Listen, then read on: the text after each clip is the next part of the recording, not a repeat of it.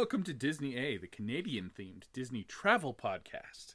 We're your hosts. I'm Brandon. And I'm Krysta. It's a little cold in here. Yeah? But that's okay. Because, you know what's best served cold? Revenge! I was like, where are you going with this? I'm going with revenge. That's where I'm going. That's the theme of this week. Is sweet, sweet revenge. I didn't like the theme this week. Yeah, well. I personally think a trilogy that I made you watch would be equal to The Magic Gourd. Okay? No! Yeah. How long was the Magic Gourd? Like an hour and a half? But as far as bad goes... Does not compare to like 5 to 6 hours of pain. It might. Okay, it was not good. Anyway. Yeah. I made you watch a trilogy finally. Yeah, you did. Serves you right. Yeah, well, you just wait. What? So... I Tell had the people to watch what trilogy you watched. The Cheetah Girls. Cheetah. That's Chia. I know. So yes, I watched the Cheetah Girls, all three. Mm-hmm. You can see my reactions on Twitter. I was okay. I'm not as witty as you are. You did okay. I read them. Yeah, was it okay? You're kind of mean, actually. I try to be like fun. Oh no, I think I got meaner as the evening went on. Yeah, I got just like angry. Yeah. Fair enough. I would probably be a little mean to this series as well. I don't know. You're gonna tell me about it. I am. I can't wait. So that is what we are talking about this week. Before we get to that, Brandon, what is your current nerd thing? What is my current nerd thing? I don't know. Oh, well, here's a fun nerd thing. Mm-hmm. Krista made me go shopping. I did. Yeah, I was like... It was forced shopping. That's true. It kind of was. What'd you buy? A little bit, yeah. No, I was like, hey, the PlayStation 5 is finally back in stock these days, mm-hmm. and they've also put it on sale for $60 off. Mm-hmm. That's probably too much to spend, right? He asked questioningly. And no, Krysta was like, "No, we're gonna go shopping and we're gonna go see it and yeah, we're gonna go visit it." So with yeah, my I card. bought a PS5. Mm-hmm. I haven't set it up yet, but you are gonna be busy this spring with your sister's wedding, Very busy, yeah, and stuff like that. So having a little distraction for me is probably in your best interest, anyway. That's probably true. Yeah, you can get so you're not pestering me. Yeah. True. Mm-hmm. Want to know my nerd thing? It's not near as exciting. That was pretty exciting. That was very exciting. I'm very excited, even though I haven't set it up yet. Yeah. But I'm still very excited. You're preemptively excited. Mm-hmm. My nerd thing is it is report card time, and I am like very, very busy with report cards right now. A+ for everyone. I wish. C+ for everyone. In some cases, I wish that too. But, so I've just been like, every second has just been chaotic marking and report card commenting and fun stuff like that. But, no, I've got a really good group this semester, mostly. And, yeah, it's weird, though, because they hand stuff in, so then I have to mark it. Oh, that's the worst. It is a lot easier when I just give zeros. If you could just, like, not hand in your work, and then you could not have to mark things. That's what I'm saying. You know. But I was telling my one class today that the report card comments were all super boring because they're like a really good class. I'm like, could you guys be a little more interesting? Because there's only so many ways I can say good here. I had that problem when I went to school, yeah. My report Brandon card... is an effective student. Yeah. Brandon it was actually pretty funny. Does well. Brandon is a pleasure to teach. So my gym teacher, for some reason, didn't like me, and I got like a B- in gym, and I don't know. I probably would have been excited for a B- in gym. I don't know what I got, but I know it wasn't good, and but that was earned. I'm like, how do you get a bad mark in gym? Not that a B- is this. super bad, but like I was know there this. every day. I was actually good at sports. Like, I don't understand. See, I was there every day, but I was bad at everything. So I B for bad. No, I would have loved to be. I don't understand. Anyway, it is report card time. Enough of that. And it is busy. But we have another nerd thing. We do. Yes, we have a combined nerd thing. What are we doing this weekend? We're flying away we're gone Fly forever. away. No. No, just for a week. Yeah. No, we're going to go visit the lovely country of Jamaica. Yeah. I was gonna go pack our bags and jump on a plane. And very excited. Probably get some sunburn. Very, very excited for some sunshine. We're going to go to an all-inclusive resort that we've been to before, and it's very exciting. Yep. I know we talked about doing a video about when we went to Puerto Vallarta for the quick time, but we never got there. I think we'll do one for this You are Jamaica in charge resort. of packing the GoPro. I don't even know where it is. Well, you have a couple days to find it. We also have telephones that video. Oh, yes, things. we'll definitely do that. But GoPro as well for water. That would be good. Yes. Yeah. But yes, we will do a video of our Jamaica resort and take you around a little bit and kind of do an overview maybe. Fun fact, it has the largest pool in Jamaica. That is a fun fact. Very fun. So we'll be doing that. I actually almost finished the packing video I said I was going to make 2 months ago. Oh, almost. Almost finished. Almost so there. Maybe by the time we come back from this trip, it'll be ready to go. Perfect. I mean, you are very good at packing, so a video would probably help a lot of people. Oh, thank you. Not that it would help me if I watched. I still wouldn't be able to fold things properly, so it doesn't really matter what you say, but you know. Yeah. No, all right. Well, eventually this one will get done. Maybe when it's not report card time. Yeah. Okay. Well, anyway, that is our very exciting nerd thing as well. Oh, wait, I forgot more. the most important nerd thing. What's that? We went and saw the Dungeons and Dragons movie. Oh, that is very nerdy. Yes, I was talking about that quite a bit with some coworkers, including our DM. Yay! Watched it. Yeah. Did he see it too? Yeah, he loves it. Yeah, absolutely loves it. It's super fun. You don't have to be a Dungeons and Dragons player to enjoy it, but there's some nods for a Dungeons and Dragons player. It's not a super serious fantasy movie like Lord of the Rings would be. Right. It's a fun comedy, and I give it 2 thumbs up. And it has taught us the most important lesson about Dungeons and Dragons. The bards are useless. Are so important and the center of everything. You need a good barbarian and a sorcerer and a bard to keep everyone together and be at the center of everything. No. Yeah. That's what I learned. Well, you learned the wrong lesson. Also, what are you drinking? Oh, well, I am drinking a delicious beer from the local brewery. Oh, yeah. It was their growlerversary. It was their growlerversary. We actually got a growler on their first day because it popped up on my Facebook video memories at the same time that their advertisement for their growlerversary was, and I was like, oh yeah, we did do that. I distinctly remember. So we've had a local brewery for 3 years, and we supported them once again. Muchly. I am drinking a seltzer by Mike's Hard Seltzer, Mike's Hard Lemonade Seltzer.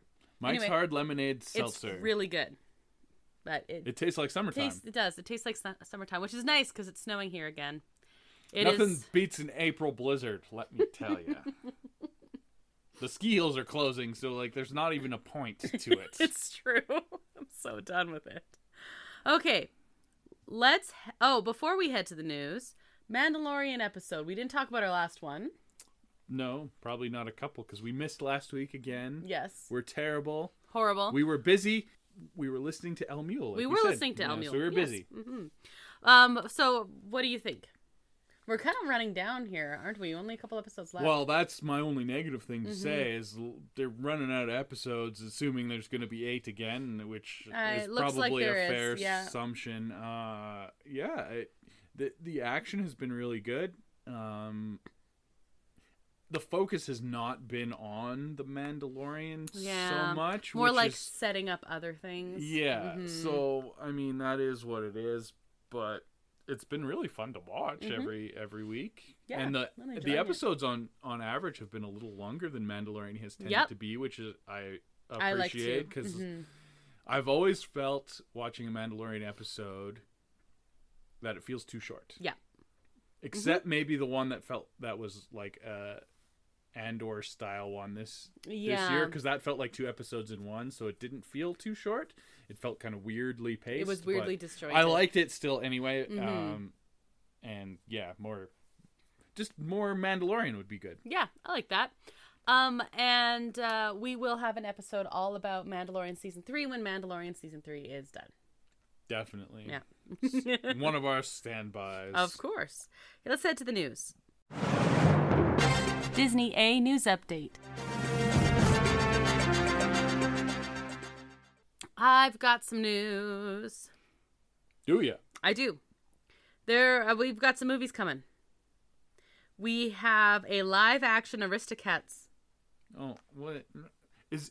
Please tell me it's gonna be like the Cats movie where it's anthropomorphic cats. No, I think it's gonna be starring James Corden.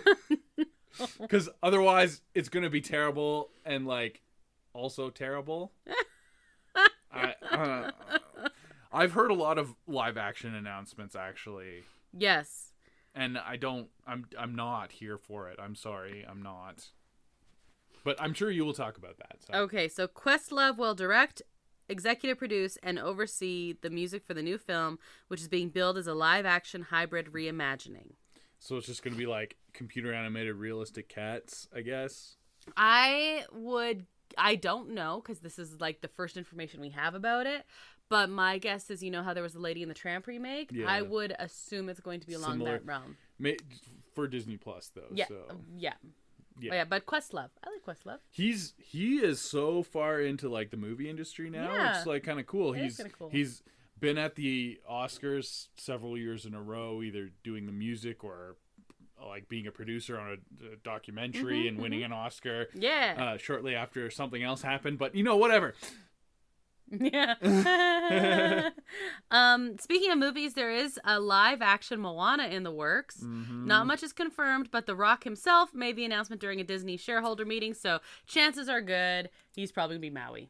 Yeah, I mean, who else were you gonna get to play live action Maui? It wouldn't work. But I mean, the fact that he's the one who announced it is like, wow, okay. I saw that announcement as well, and I believe the woman who played Moana is also going to be a part of it. Awesome. Because like she did fantastic. They did the design of her animated character after her as well, and so it just makes sense. That's cool. That's what they used to do like way back. Yes. With hand drawn, like Snow White modeled after her, and I mean with a wig, but they did that. Inspired by. Speaking of new stuff, we have a Secret Invasion trailer. Oh yeah. What'd you think? I think it's gonna be 6 hours of Samuel L. Jackson trying not to say mother effer. Because he feels like he really wants to say mother effer. Because things are not going well for our poor Nick Fury. But, yeah, poor Nick Fury. Anyway, this looks cool. If you haven't seen the trailer yet, definitely go watch it. I'm excited. It looks a lot more gritty than your typical MCU fare. And yeah, I think the MCU works best when it leans into various genres.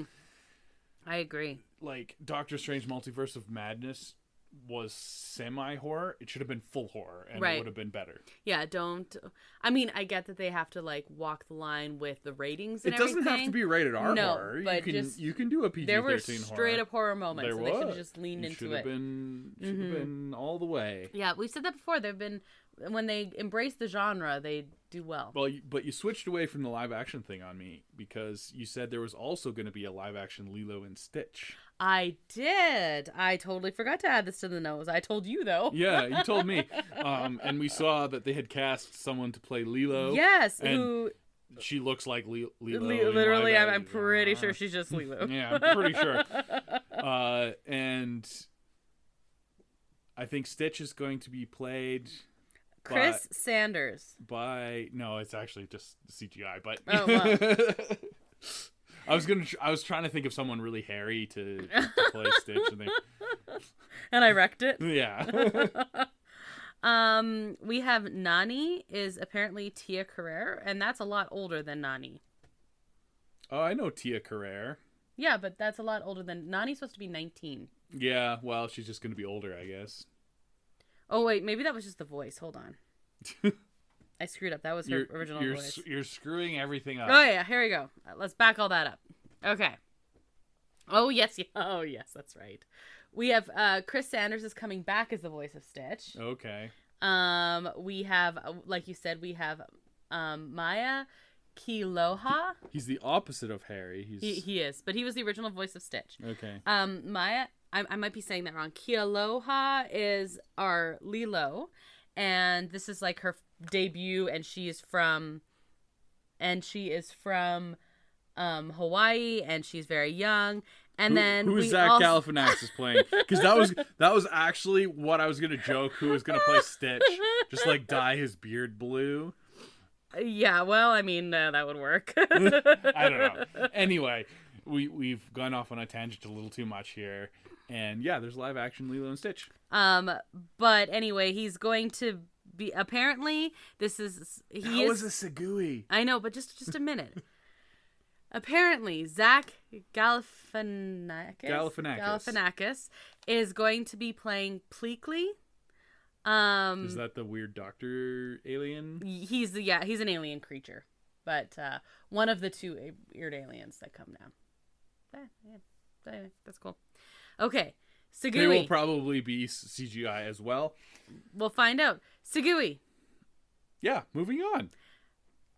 Parks news. We have new magic bands in Disneyland. Yay! We also have a new Avengers store. This is in Avengers Campus. Yeah, so they're building the gift shop that was supposed to be part of the e-ticket. They're building the gift shop first. Mm-hmm. They're still working on the e-ticket ride. Mm-hmm. I don't know. It's going to be King Thanos the last we heard.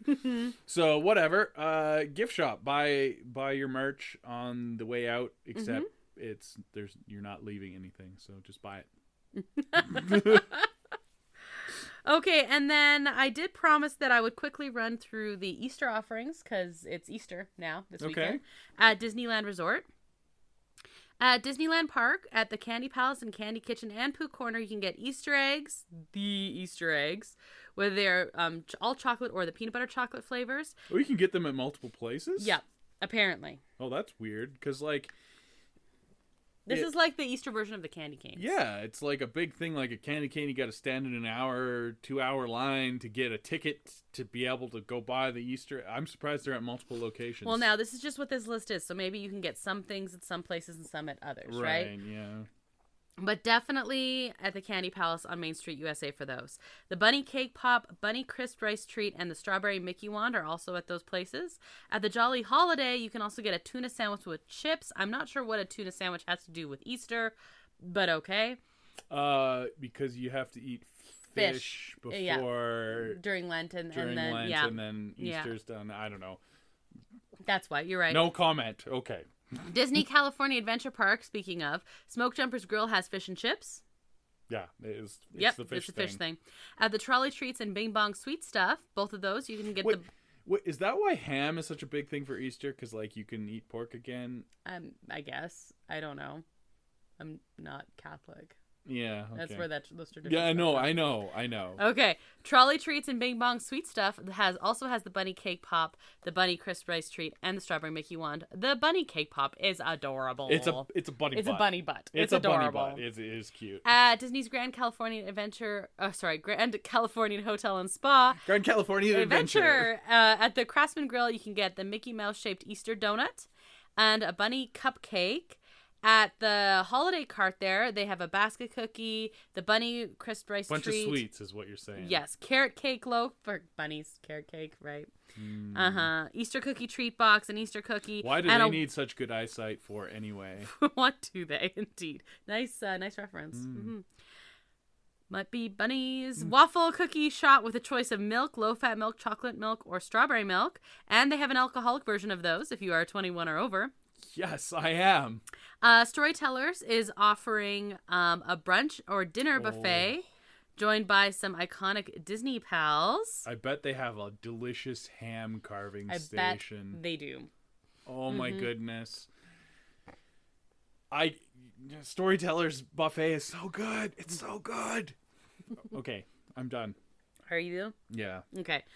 At Disneyland Hotel, the Goofy's Kitchen also is offering Easter brunch and dinner buffets. Not as good as Storytellers. But fun. fun. Yeah, Downtown Disney at Marceline's Confectionery, they also have the Cake Pop Rice Krispie treat and the Mickey wand. And that's about it. Happy Easter. Yeah. Eat some bunnies. We were there for Easter. We were. Last year. Yeah, we didn't really have any Easter treats. We did not. We did food and wine. Food and wine was... so good. I'm not a big sweets person, so food and wine was better for me. Okay, and that's it for the news. Ready for the No, it's not. Because we're going to talk about Florida. Oh, yes we are. Okay, I'm ready. Yay. I didn't even take notes, and I'm pulling up things out of my brains. Let's go. But this is big. So the big transition for the whole Reedy Creek development area, or whatever the heck it's called. If you don't know, the Cliff Notes are back when they were building Disney World. Florida gave Disney special permission where they run their own district, and they're basically like the municipal government, and they have to like provide basic services like road maintenance and fire department and police services and etc. And in return, they basically do whatever they want. They don't need any town council to approve them building a new theme park or whatever. So that's how Disney's been able to operate in Florida for a long time. And recently, they got into a disagreement with the Florida governor, Ron DeSantis, over whether gay people should be referenced in school. That's what it was about. Existing. But basically, Florida didn't want to talk about gay people, and Disney was like, "That's dumb because gay people are people too." Yeah, and they exist in schools. Yeah. And everywhere, pretty much, yeah. But we were pretending they didn't exist in schools. Yeah, well, if you don't talk about it, then it doesn't exist. I don't know. Anyway, it's really, like Bruno. Really Oh wait, dumb. no, Bruno was there the whole time. Yeah. Wait a minute. Yeah. Exactly. That might have been metaphor. I don't know. Maybe I'm reading into it.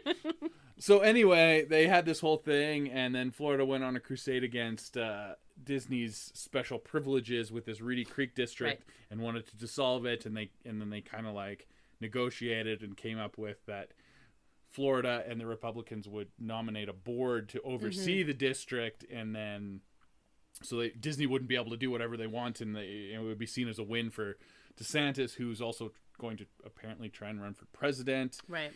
There's a lot of politics in It's play, all politics. But the funny thing is, right before the board was dissolved, they passed one more motion that basically means the only thing the board can control is road maintenance until 21 years after the youngest living descendant of King Charles III.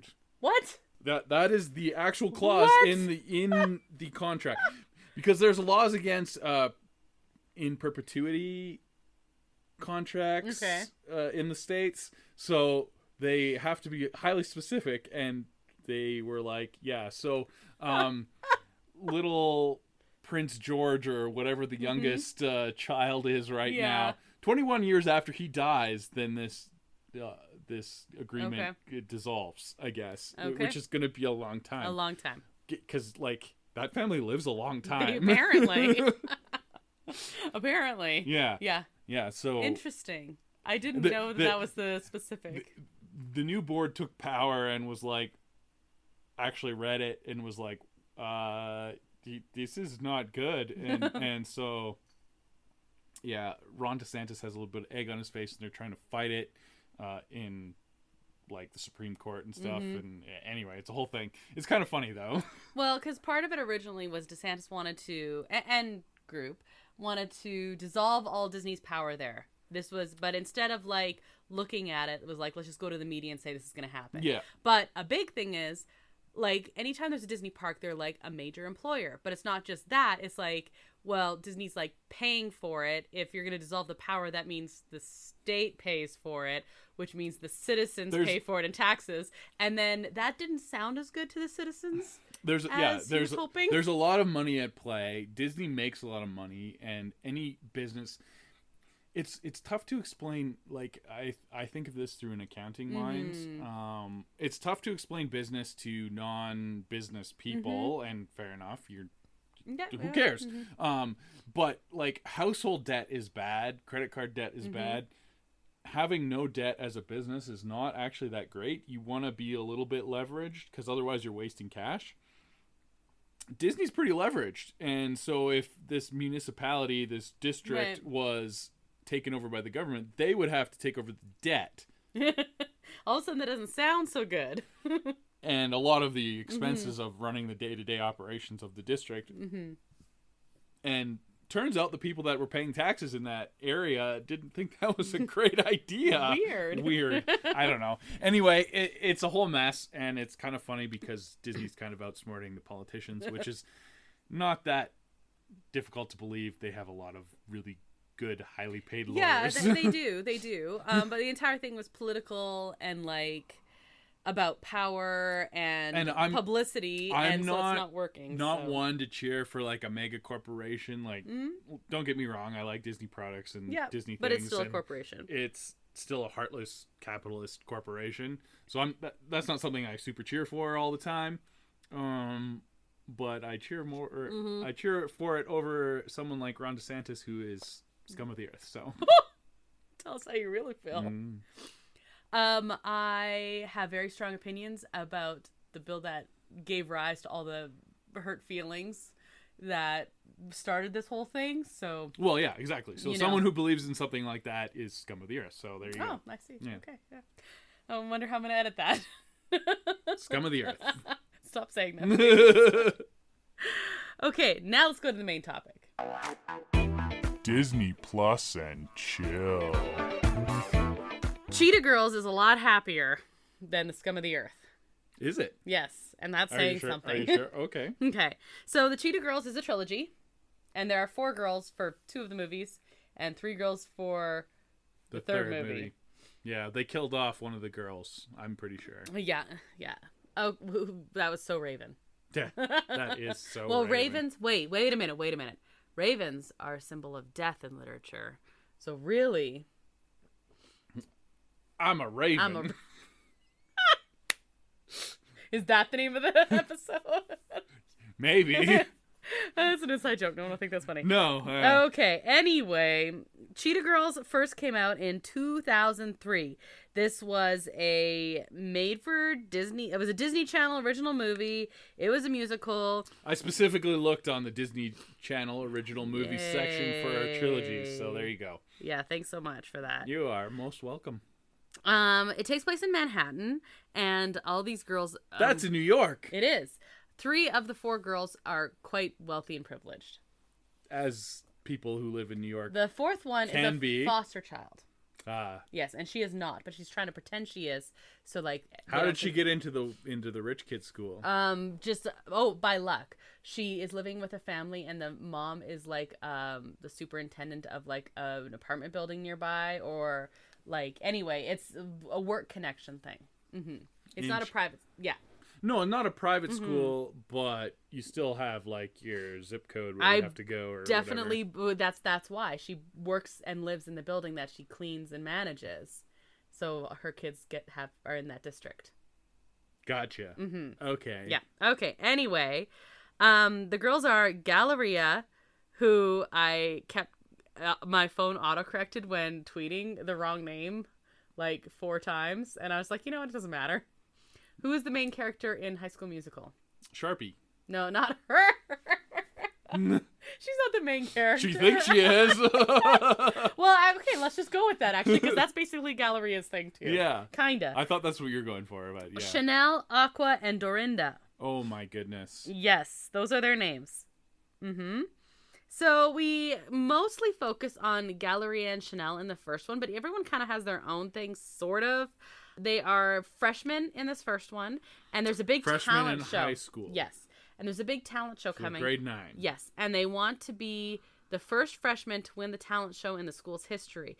But because it's... Do they have talent? Yeah, like they're very girl groupish. Like I listened in the 90s to like Spice Girls and all of that, and they remind me a lot of All Saints.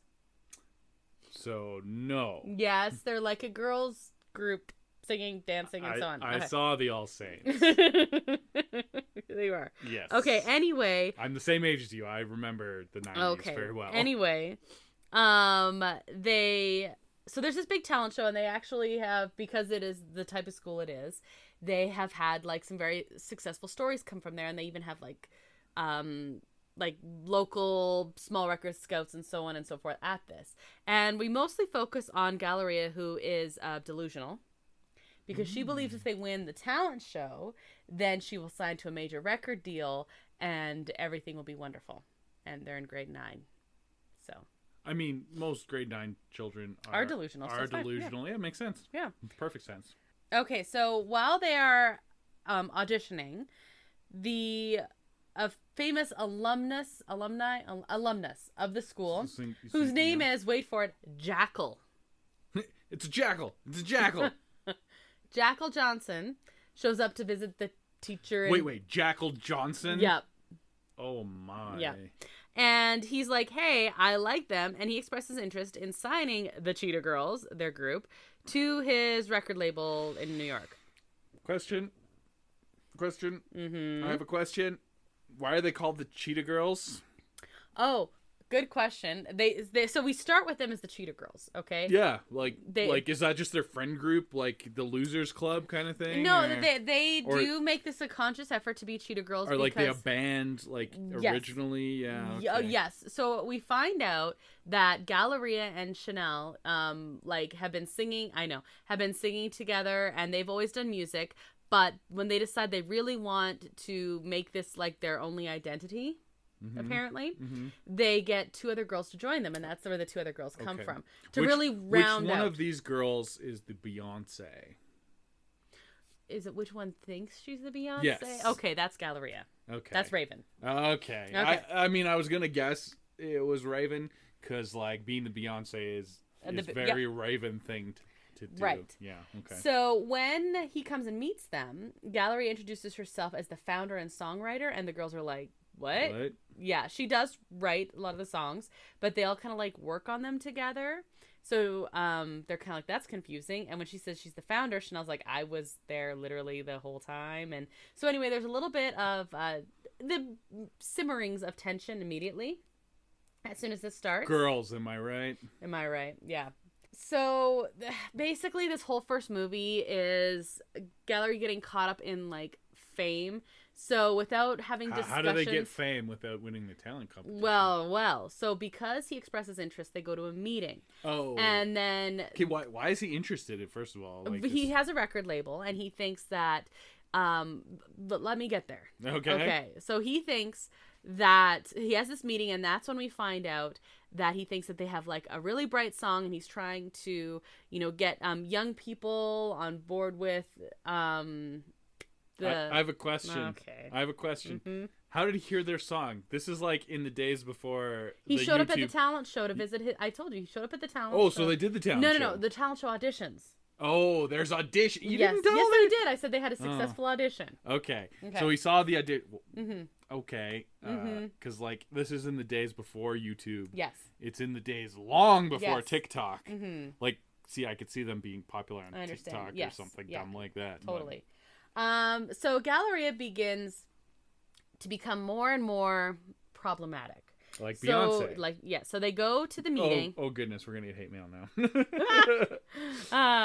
Yeah, you know what? That's content, whatever. They go to the meeting, and he's like, okay, like I'm interested in signing you guys, and so on and so forth. And Galleria kind of makes a fool of herself, but she's really big on like appearance, and she starts to criticize Dorinda for always wearing the same clothes. Well, maybe Dorinda should get a stylist then. Dorinda is the one who's a foster kid. Yeah, well, maybe she should foster into a home of a stylist. Aqua encourages Chanel, Gallery's oldest... It's okay because oldest... these big characters are not real. Okay. Aqua encourages Chanel, who is the oldest one, to speak to her. Aqua, in the first movie, her defining characteristic is she's from Texas, and she just moved there. Oh, I thought she was a Barbie girl. Yeah, I know. And she does a lot. I understand. I'm just ignoring it. Okay. Meanwhile, Dorinda is like the dancer of the group, even though they all kind of do the exact same things. I don't get it, but whatever. She does the choreography. Yeah. Yeah, I think she does. She does later on for sure. They say that she does all the choreography. It's just that she's mostly into dance this one, so we assume that, but it's not stated. She works at a community center kind of as a janitor and then like helps with some smaller classes. Thought she was rich. No, this is Dorinda. Oh, you said Dorinda. I thought you were talking about Aqua. No, Aqua is from Texas. We're Aqua's talking about, from Texas. Yes. Okay, let me talk about one at a time, Oh please. my goodness, I'm all over the place. Yeah, and clearly. There's too many. Stop asking questions. But I have so many. Okay, I'm still establishing we got 3 movies here. Yeah, no. Let me do this. Okay. Aqua's defining characteristic in the first movie, she's from Texas. That is her only characteristic. Everything's bigger in Texas. Including her attitude. Don't mess with Texas. Including Aqua. Okay. Dorinda is the one who is wearing the same clothes, and nobody knows that she's a foster kid. So she's like embarrassed about like not being wealthy like everyone else at the school. I mean, that's a natural thing for children, especially in grade 9. Mm-hmm. And Gallery is like, you should go shopping before our next meeting, and she's kind of being rude. Okay, so Aqua's like, that's so hey, Chanel, Gallery is being rude. Go talk to her.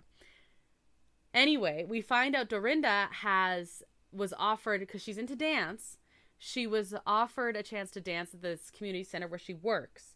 And what kind of dance does she do? Like mostly hip hop and stuff like that.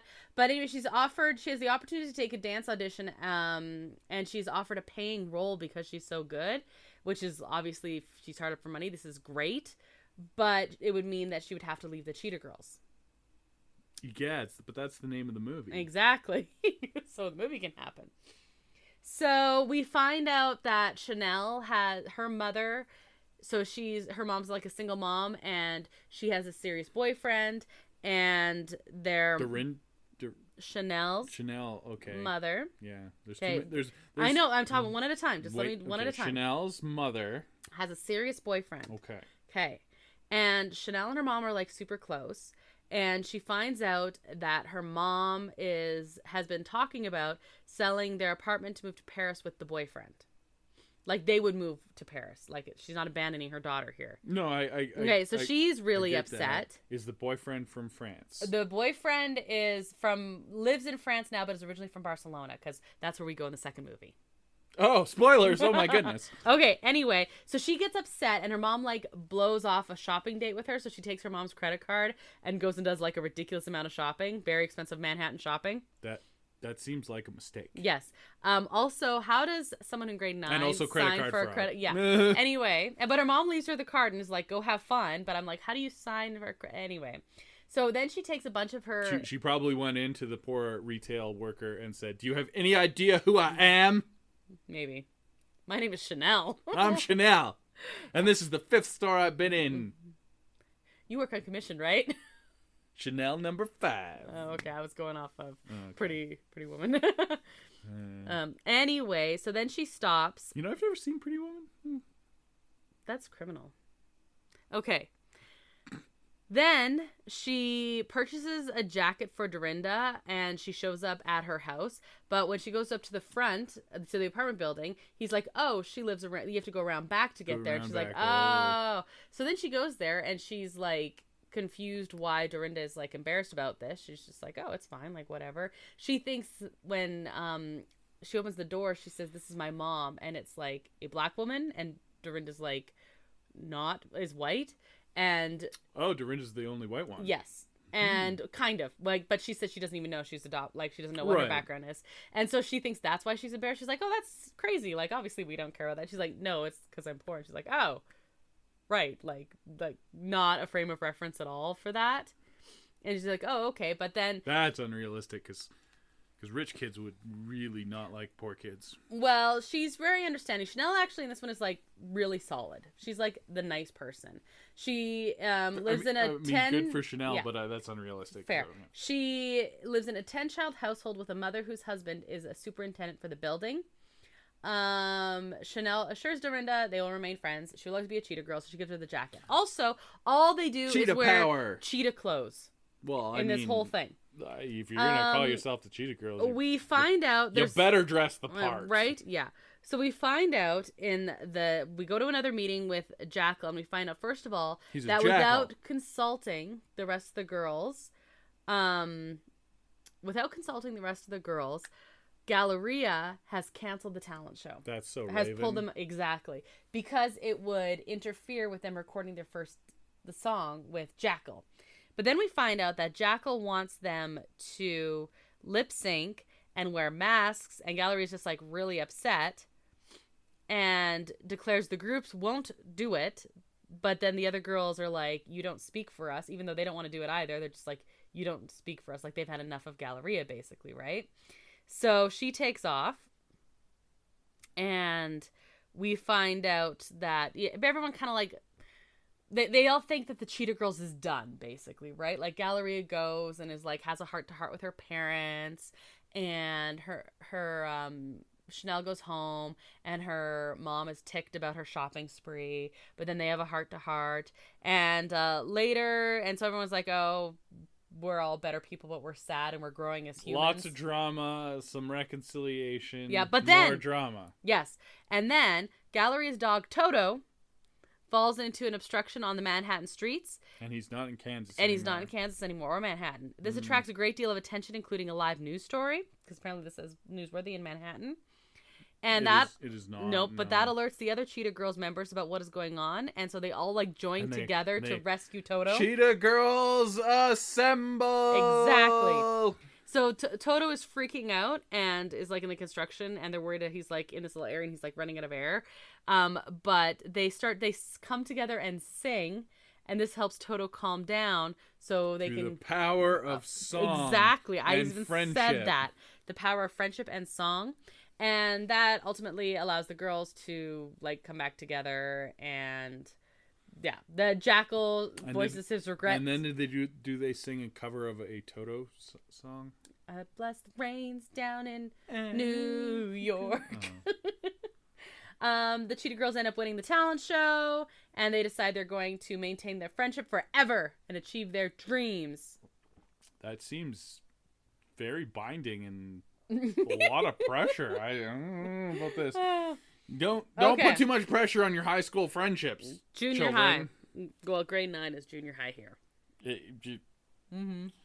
Junior high, senior high, don't matter. Don't put too much pressure on your high school friendships. You might know them for the rest of your life. You probably won't. But... Ready for part 2? Oh, am I ready? So we open up at prom, which is like jungle themed, and the Cheetah Girls are singing. Wait, they went from grade 9 to prom? I'm not done. We just open up at prom. Prom. And they're on stage singing. And I was like, wait, does nobody else in this Manhattan high school have talent? No. Because it's literally like Cheetah Girls prom. And then we find out, no, it isn't only like their prom. They're in grade 11. And so this is... They're so cool they got invited to prom in grade 11. To perform. And they did their whole theme around the Cheetah Girls. So I was like, not only does no one else in their grade have talent in any way, shape, or form, no one in the grade above them does either. Jackal must have a good PR team. No, Jackal lost the Cheetah Girls. Oh. Because he wanted them to lip sync. So they were like, no. Well, someone must have a good PR team. Well, Galleria's mom is their manager. Oh, we have a like a whole Jenner situation going on, eh? Kind of. The mom is like pretty decent. She's a little strict in the first one, but like they learn to trust each other and communicate. Well, the second one, we also know that Chanel's mom and Galleria's mom are like really good friends. Okay. Yeah. So we kind of had an idea about that in the first one. They hang out a little bit, but also Chanel and Galleria grew up together, so we kind of like that makes sense. Galleria has a dad in the first one. In the second one, he's like away on business. Yeah, okay. I mean, if he's a rich New York businessman, like they go away on business. Yeah. So, and he's Italian and makes a lot of food in the first one. See. So this one, it's the summer and they're all doing different things, and they find out, or Chanel is gonna go with her mom to Barcelona to visit the same boyfriend, Chanel's mom's boyfriend, to visit his family. That's where he's originally from, but he like normally lives in Paris. Barcelona. So literally filmed in Barcelona, this one. Interesting. Yeah. Must have got a good film credit there. Must have. So this one, they're discussing... Are you sure it wasn't like in Prague to pretend to be No, Barcelona? I looked it up. Oh, interesting. Because I was like, wow, this is... Yeah. So anyway, they are discussing and they all want to go to Barcelona. Like, wouldn't that be fun? And Gallery is like weirdly obsessed. Did they run with the bulls? Weirdly obsessed. We're not in Barcelona yet, where they want to go to Barcelona. And Chanel's sad because she has to go, and she doesn't really like the boyfriend, but she's not like... She's more just like... Doesn't have a problem with him, just like... What if he loves my mom so much? Why hasn't he proposed? They've been together for years. Like, he's probably just gonna break her heart, and maybe it's not serious. Like, she's kind of very protective of her mom. Does she want to move to Europe? No. No. So she probably has that problem as Probably, well. yeah, because the Cheetah girls and all. I mean, that is very important. Let me tell you, because you know what? That's the name of the movie. Exactly. That's how the movie can happen. So she's kind of like upset about it, and Gallery is really, really, really uncomfortably focused on rehearsals for them. Like, they're trying to figure out work schedules because they're like in the 11th grade now and stuff. Oh, and it's with like her traveling, it's like having a D&D group, organizing schedules and stuff. It's very, very difficult. Yeah, but she's like, this should be the priority here, people. And anyway, so she decides that wouldn't it be better if all of the Cheetah girls went to Barcelona as well. Sounds good to me. Just show up with this guy's family. Yeah, in perfect. Barcelona. And they're like, no, we can't do that. Well, that night they're all hanging out and they're like looking at Spain stuff just for fun because they're all sad. And they see that there's a talent contest or a singing contest in Barcelona. Of course there is. And they all wish on the star. Oh, no. That they could go. Did a small bug tell them to come? No. But there's like some... A blue fairy, perhaps? Well, like a wind moves the pages of the magazine, the actual physical copy paper magazine. Wait, what's that? Exactly. Flips the pages to like land on it, so it's magic, right? And then like the wind moves through the room as they're all like passed out sleeping. And then they wake up and they find out about this. They find the contest, and so she's just like, I'm gonna phone. And she phones and she finds out that they're a week late. You had to sign up a week ago. Ah, too bad. I guess that's... Movie's over. That's it, yeah. Okay, nope, so they all gather together and start singing on the phone, and they're like, okay, see you in Barcelona. So now they have to go tell their moms that they're going to go to Barcelona with them, even though they had already said no, and that they now need to host them. So they just do. Really... And their moms are like, sure, why not? Well, so Chanel's mom is like, there's no way I can take 4 teenagers to go, like... stay with my boyfriend and his family in Barcelona. Go with your gut, Chanel's mom. That is a terrible plan. So she says, so instead, you should come too, to Galleria's mom. I mean, backup would be good. Also, just telling them to not do that. They're in high school and don't have any agency of their own. This is true. Anyway, they go. Right. So the movie can happen. So the basic gist here is they hang out at all over Barcelona and they do some sightseeing. They meet Angel, who's a mysterious guitar player who just like follows them around and sings all the time. And is a vampire. Right. And he kind of he's kind of supposed to be Galleria's love interest, but there's not really a love interest there. No chemistry. Well, it's more that he just like keeps showing up. Which is impressive because he's Spanish and Spaniards are famous for exude chemistry. Yeah, there's not necessarily that it's not obvious there's supposed to be a love interest. He's just like around and he's male. And he just like keeps showing up. It is a Disney Channel movie. Being around in male is like all you need need for a love interest. Yeah. So Luke, who is Chanel's boyfriend, is apparently very, very, very wealthy. He basically has a mansion. So they just Chanel's mom's boyfriend. Yes. So they just take a wing of the mansion. The girls do, and they just like wander around Barcelona. Is it the forbidden wing? It is. Yeah, it's the West Wing. It's forbidden. We also find out we do have a love interest in this though, and that is with Dorinda, the poor one. Kid, yeah, and Luke's godson, who is actually a count. He is a handsome dancer. Exactly. We have a tango. He's kind of like he volunteers to like to help them around by like taking them around and introducing them to everyone. It takes 2 to do that. we meet tango. Yeah, we meet Marisol, who's beloved by all of Barcelona, who will also compete in the music festival, and her mother, Lola. Marisol is rhymes with aerosol. It's true, but she's actually like a Mexican singer and stuff, so she would be like a little bit of a guest star, I guess. Okay. Teenage Mexican singer. Gotcha. Yeah. Works well to pretend she's from Spain. Yeah. Lola appears nice and like she wants to help, but she works on kind of breaking up the Cheetah Girls. She thinks Marisol... But that's the name of the movie. I know. She thinks Marisol Chanel is the only one who can speak Spanish and sing in Spanish. So she's like, oh, Marisol, you and Chanel should hang out. She keeps like pushing them together to try and drive a wedge between Chanel and Galleria. Meanwhile, we have Dorinda spending a lot of time with Luke's godson, the dancer. And Aqua, who's been hanging out actually with Galleria's mom, because we find out Galleria's mom likes fashion, and while she's hanging out, they're like exploring, and she finds some people she used to know and work with and stuff, because wealthy New York woman, right? And does some fashion design. And we find out Aqua's main personality trait in this one is that she likes fashion. She only has one personality per movie, but it keeps changing. Yeah, you gotta keep things fresh, I guess. Yeah. Also different writers. Also that.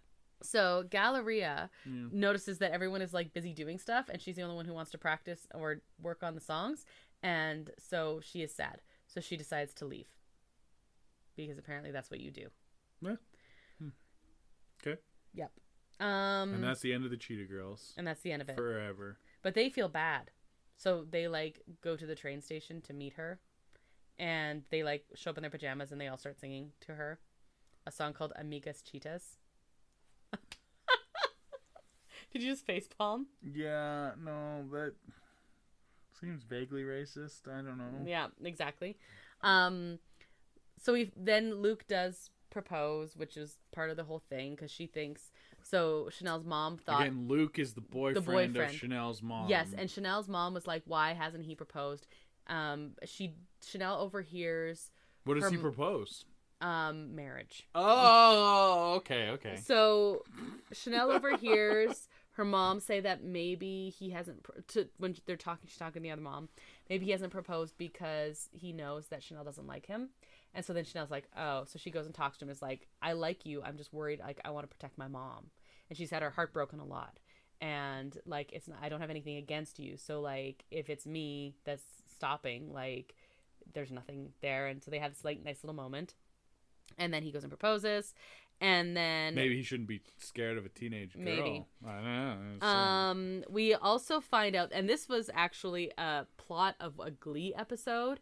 They were at a club singing, and Lola, who is the Marisol's mom, who's like trying to drive a wedge between them, calls the manager to get him to pay them for singing, which means they're no longer amateurs, so they get kicked out of the contest. Okay. And then he's like, well, maybe only one person can sing, and then they won't be the Cheetah Girls, but then someone is representing the Cheetah Girls, and she's like, oh, I had no idea. I am so sorry. So she's trying to convince... So then she very easily convinces Chanel to sing with Marisol. But then we find out that Angel is a vampire. And he has also overheard this whole thing and knows that the mom orchestrated this all, and that the girls gave back the money, so they're amateurs again. Basically, they're not professional, like, because you get paid, you're professional, and it's an amateur contest. I'm not sure how Marisol, who's supposed to be like this beloved pop star, has never been paid for singing though. That's weird, right? Because she's like, oh, she's the local favorite and everyone loves her and blah blah blah, and she's been singing this for like years, but yeah, so she's just been horribly exploited by her parents. Yeah, her mom. Mm-hmm.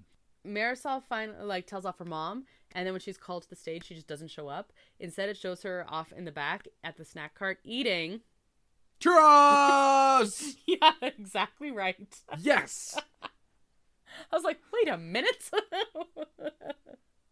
I like churros. Me too. So she just doesn't show up. So then the Cheetah Girl, she was the big competition as well.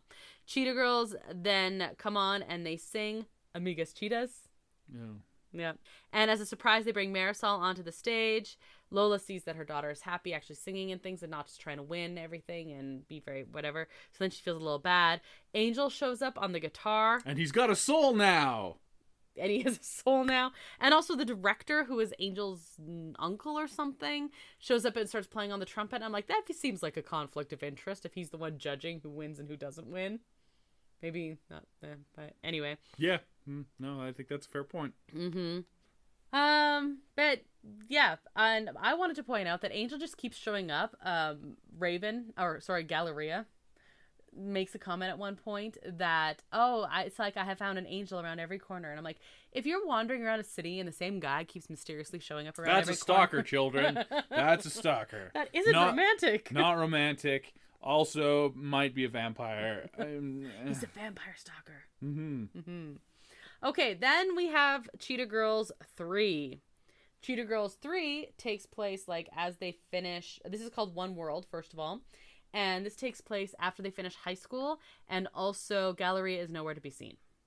Because she died. Well, we get one offhand comment that she got early acceptance into college and is needing to study or something.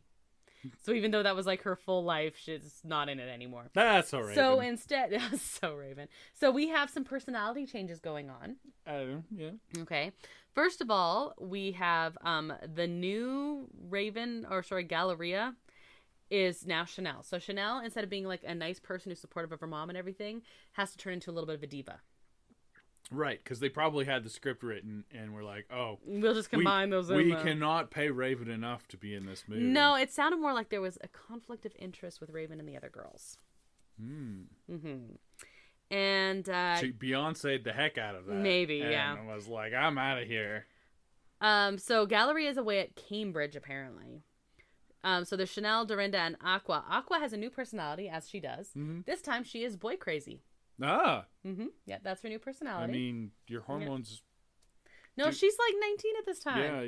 Yeah, they would have been acting up before, so that makes no sense whatsoever. No. But anyway, this is her new personality trait. Also, she's now into acting, and apparently always has been, even though it has never been said before this time. Acting! Drama! Exactly.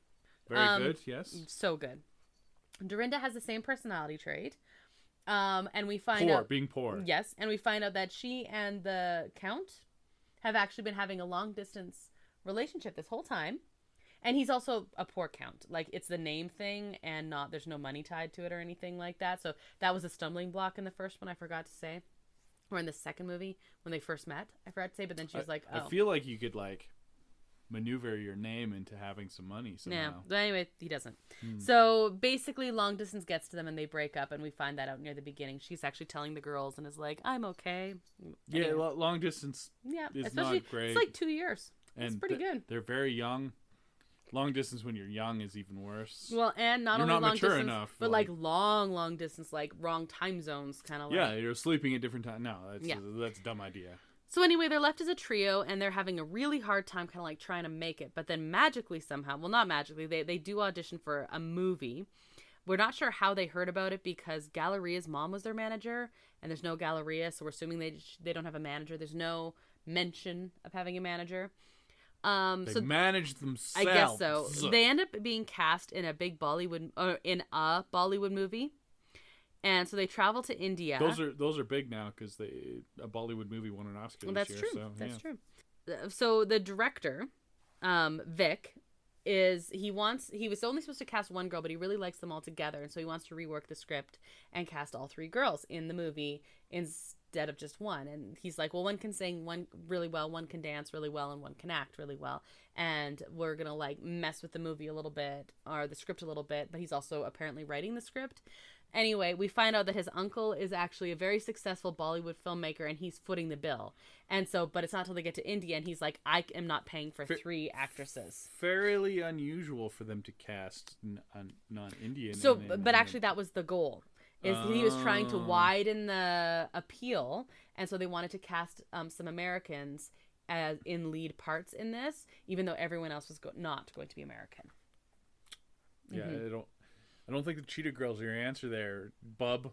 Anyway, they meet Raheem, who is the man cast as the lead, who is a big star there, and they're all very excited about that. Not a love interest, but just they're excited. He's a big star there. And they meet the movie's choreographer.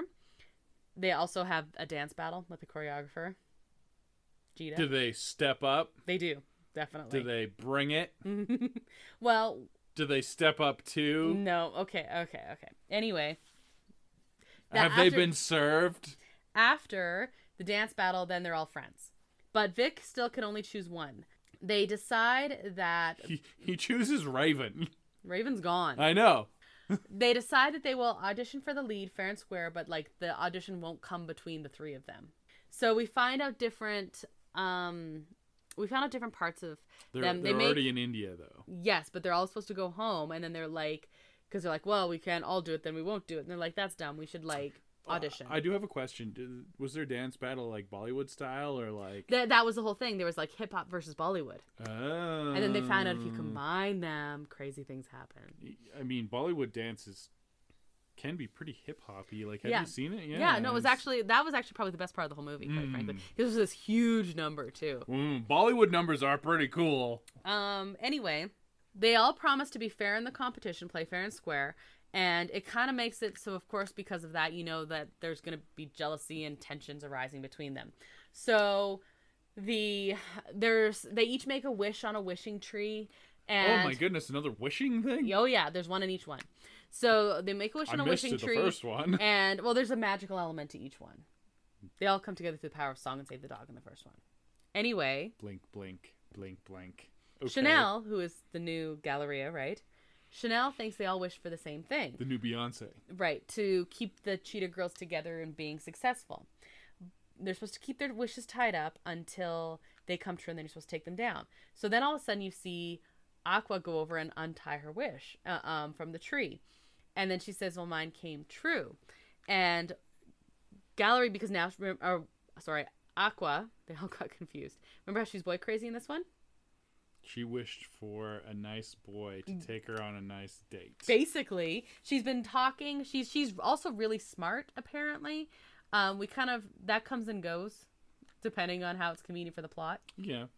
But she keeps... Sounds like the story of my life, actually, but whatever. You're kind of smart. Comes and goes. Yeah. Anyway, they... Whenever it's convenient for the plot. She's been talking a lot to this guy that she thinks sounds cute, who she calls like a computer help. No, wait, let me explain.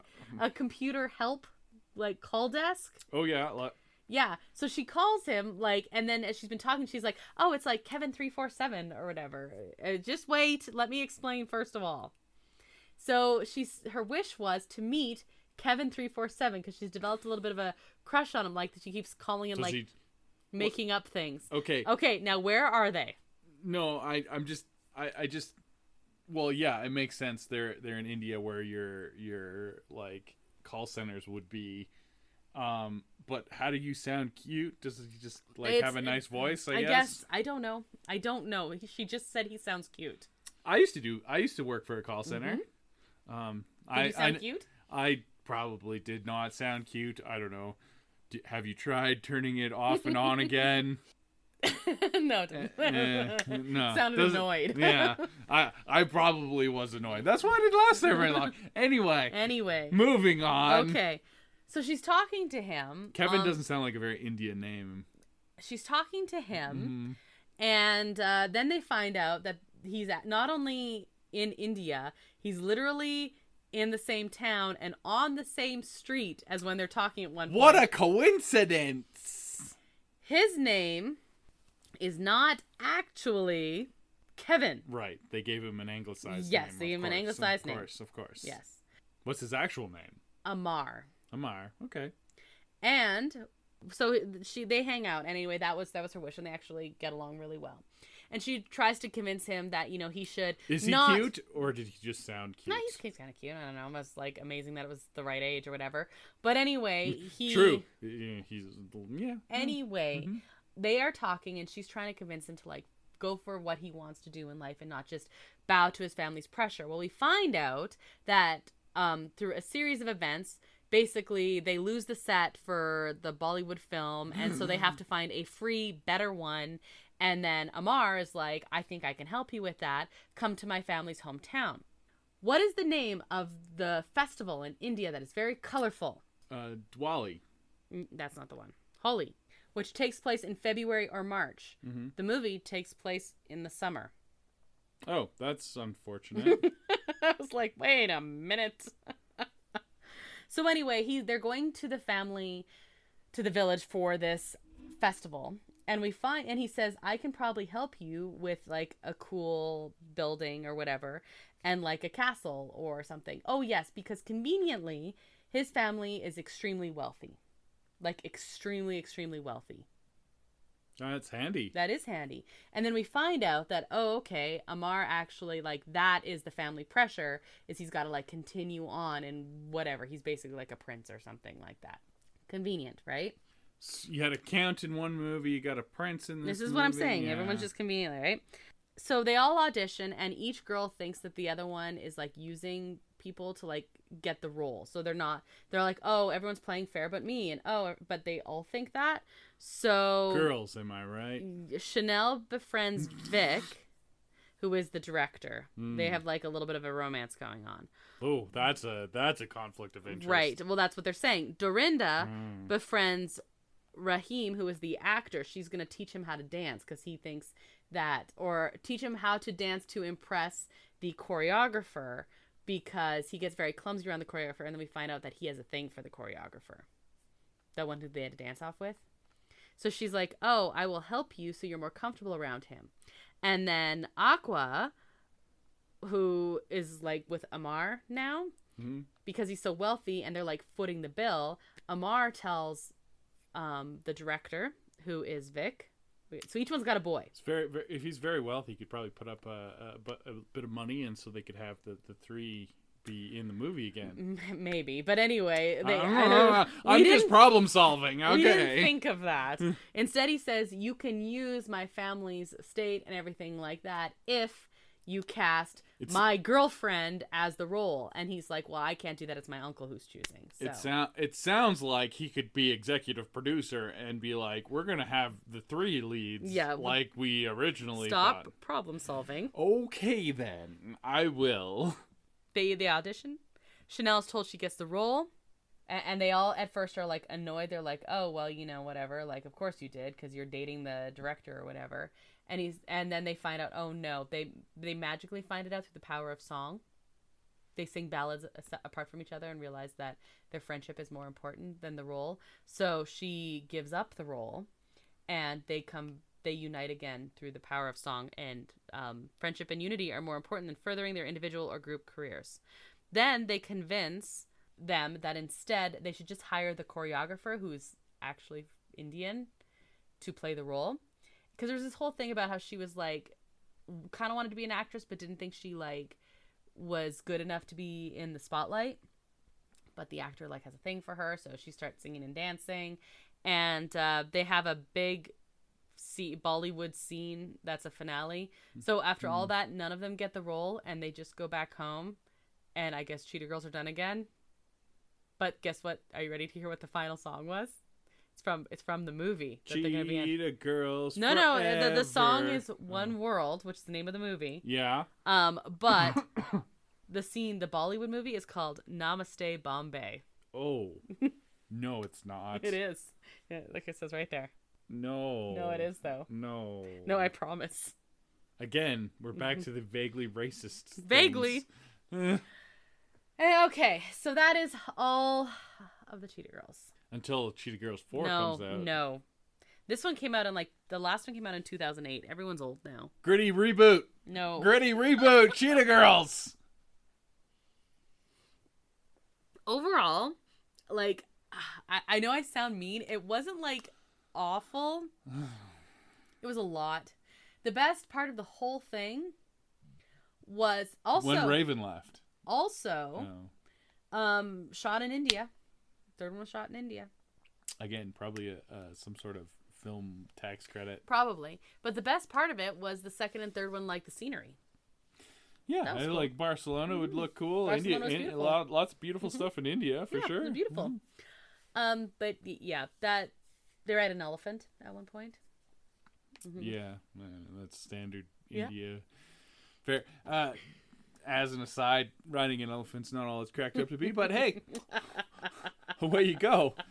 So anyway, it was the kind. That's like, an inside story for another time. Yes, it was all right. I don't know. It wasn't terrible, but it wasn't as good as High School Musical, or it wasn't as good my goodness. as. But it was probably better than Zombies. Yeah, it doesn't sound better than Zombies, and that's saying something. I don't know. Also, they went from wearing all cheetah all the time to like almost no cheetah, and I'm like, how will anyone know who they are? But it was. It's about branding, and that's about standards. Okay. So yeah, it was. I didn't dislike them.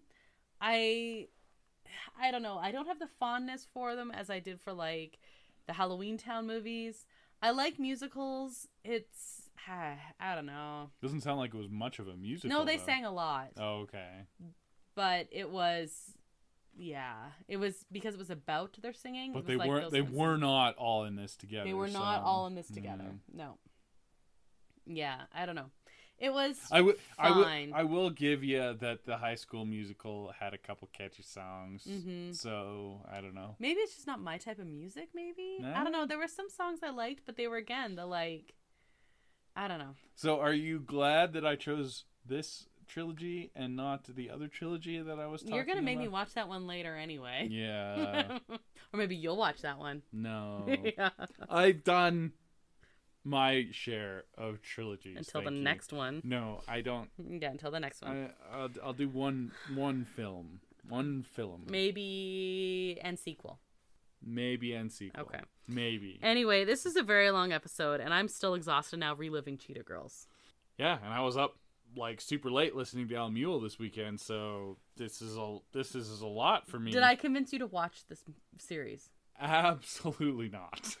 It's not terrible. They tried to do some like girl powery type things, but I don't know, like some of the characters were cool, but they kept changing them to fit the narrative. Like I actually thought Chanel was like my favorite in the first two, and then she was like the worst in the third one. And Dorinda might have been the best one overarching, but like But she was poor. How could she be the best one? Oh, okay. Oh, and also she actually had the most deep character growth, because after they break up, she's like a little cynical about romance and love and stuff like that. But helping the actor like woo the choreographer like makes her more positive. She was the best wingman, so yeah, like she ends up more positive basically. I don't know. Aqua would have been really cool had they all been different facets of one personality instead of her just completely changing personalities.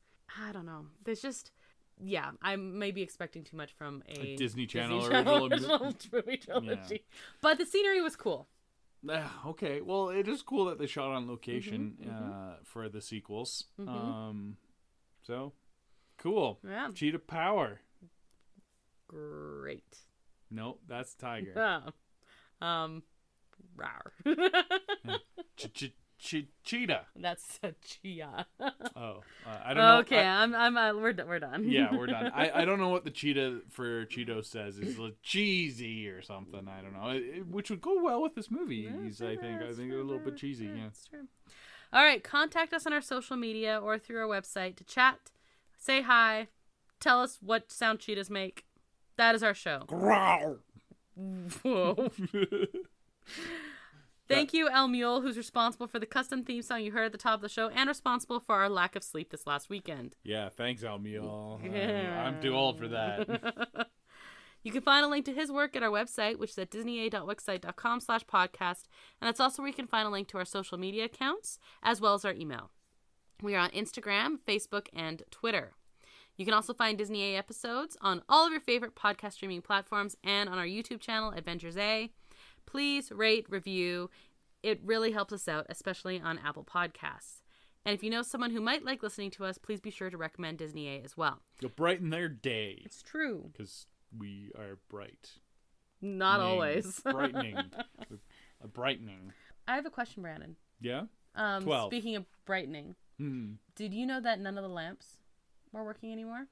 You can say we were delighted. They can't see you just shaking your head at me.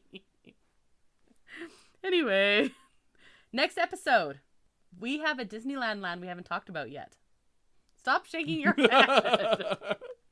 We have a Disneyland land that we were waiting to talk about because it was closed. And now it's open. Well, we talked about it. We talked about being closed and that it wasn't very good. But we didn't talk about, like, you know how we have a focus on a land every time? Yeah, we haven't focused on it. We talked about all the lands and how Toontown was terrible. And now it's back open again. And it's slightly less terrible. We haven't been. We can't judge. So we are going to talk about that and a little bit of history in that in our next episode.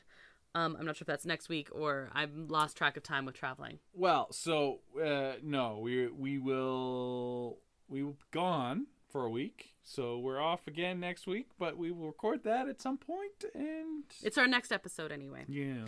So I'm Krysta, and I am Brandon. And until the next adventure, TTFN, ta for now. Thanks for listening to Disney A.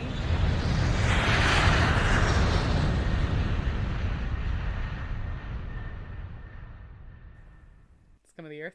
Scum of the Earth. Okay. That's not the episode title. Don't worry. Okay.